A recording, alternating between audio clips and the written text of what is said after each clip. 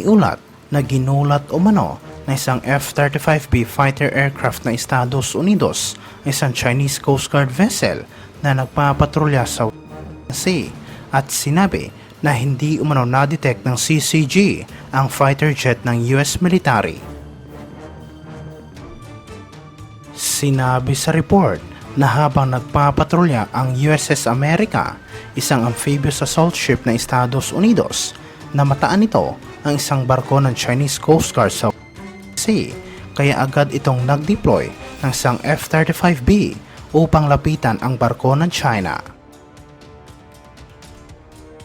Ayon sa tagapagsalita ng US Navy, hindi umano kaagad na-detect ng Chinese Coast Guard ang F-35B at nabigla umano ang mga Chinese matapos nilang makita na papalapit na ang aircraft ng Estados Unidos sa kanilang barko. Agad binago ng Chinese Coast Guard ang kanilang direksyon at kalaunan ay lumiko palayo sa sea. Sinubukan sanang balaan ng mga piloto ng US Navy ang mga Chinese sa radyo, ngunit hindi umano sumagot ang mga ito. Iniulat ito matapos tiniyak ng Philippine Navy na mayroon na silang kakayahan na bantayan at ipagtanggol ang teritoryo ng bansa, at ayon kay Commodore Roy Vincent Trinidad, ang Philippine Fleet Deputy Commander ng Philippine Navy, na marami na ang nadagdag sa kagamitan ng kanilang hukbo sa mga nagdaang taon.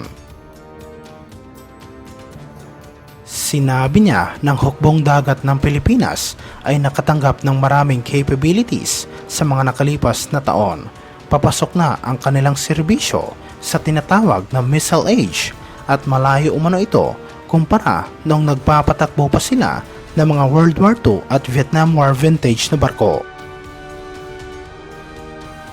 Idinagdag niya na ipinagmamalaki ng Philippine Navy na sabihin sa mga mamamayang Pilipino na marami umanong salamat sa inyong suporta dahil mas may kakayahan na ngayon ang hukbo na magbigay ng mga capabilities upang maprotektahan ang national territory ng bansa at ma-secure ang kaligtasan ng mga Pilipino. Mas mapapalakas pa umano ang kakayahan ng Philippine Navy sa mga susunod na taon dahil sa paparating na mga bagong barko, kabilang ang dalawang fast attack interdiction craft mula sa Israel. Kabilang din sa mga barko ang dalawang corvette na gawa ng Hyundai Heavy Industries mula sa South Korea. Ididecommission na rin umano ang mga legacy ships o mga lumang barko na mula pa noong World War II at Vietnam War. Dahil dito, mangangailangan ang Philippine Navy ng aabot sa 5,000 hanggang 8,000 bagong personnel sa susunod na 6 hanggang 8 taon upang mapunan ang mga kakulangan sa manpower dahil sa mga paparating na bagong barko at air assets ng sabing serbisyo. Samantala sa ibang aspeto naman, iniulat na sekreto umanong sinimula ng Estados Unidos ang pag-iimbak ng mga missile nito matapos dumating ang 3 Boeing C-17 Globemaster military transport aircraft sa bansa noong nakaraang araw. Sinabi ng mga eksperto ng hakbang na ito ay bahagi umano ng Enhanced Defense Cooperation Agreement at layon ng US military na maghanda kung sakaling sasalakayin ng China ang mga teritoryong nasa ilalim ng pagkokontrol ngayon ng Manila sa West Philippine Sea. Hindi naman natukoy kung ilan at anong klaseng missile ang karga ng mga transport aircraft ng Estados Unidos, ngunit naniniwala ang mga eksperto na ito ay may kakayang targetin ang mga artificial islands ng China sa West Philippine Sea. Inanunsyo ng Malacanang ang mga karagdagang lokasyon para sa Enhanced Defense Cooperation Agreement at kinabibilangan ito ng Camilo Ocias Naval Base sa Santa Ana, Cagayan, Camp Melchor de la Cruz sa Gamo Isabela, Lalo Airport sa Lalo, Cagayan at Balabac Island sa Palawan Province. Iniulat ito matapos sinabi ng Ambassador ng Estados Unidos na mga base ng Pilipinas na kung saan mayroong access ang mga American forces sa ilalim ng Enhanced Defense Cooperation Agreement ay hindi mga US military bases.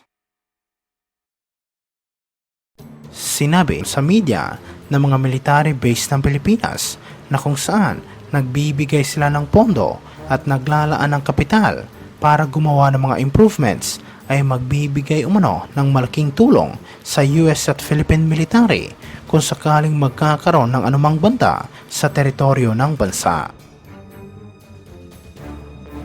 Nang tanungin kung ang mga EDCA site ay maaaring gamitin para sa mga offensive operation, sinabi ng mga pasilidad na ito ay maaaring gamitin ng Estados Unidos sa imbitasyon lamang ng gobyerno ng Pilipinas at iginit niya na wala silang anumang karapatan sa mga site na ito. Binigyang diin naman ni Pangulong Ferdinand Marcos Jr. na hindi papayag ang kanyang gobyerno na gamitin ang mga military base ng bansa para sa anumang mga offensive na pag-atake.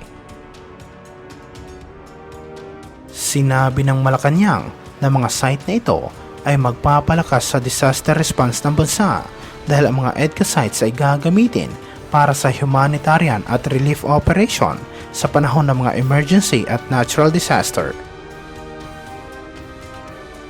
Ang Pilipinas at Estados Unidos na kung saan matagal nang magkaalyado ay nagkasundo na palawakin ang kooperasyon sa mga estratehikong lugar sa bansa habang sinisikap nilang kontrahin ang pagiging asertibo ng China sa isla ng Taiwan at pagtatayo nito ng mga base sa South China Sea.